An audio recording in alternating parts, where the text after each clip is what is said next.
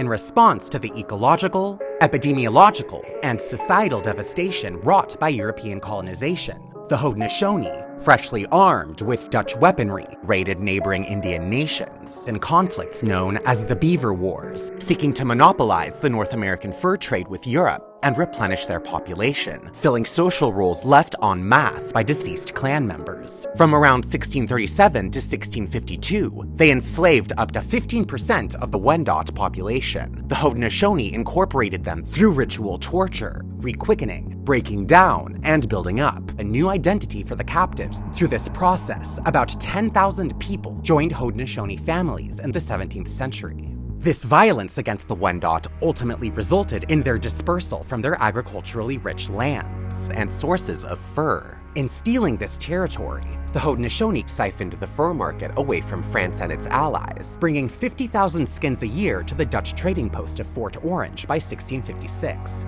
The near extinction of the beaver changed North American environments forever.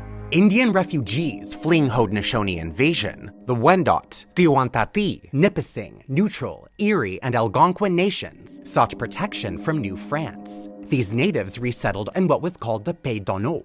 Although the French attempted to mediate between the tribal nations, Haudenosaunee plundering threatened New France and its place in the fur trade. King Louis XIV of France eventually sent forces, including the elite Carignan-Salière regiment, to combat the Haudenosaunee and stabilize the region.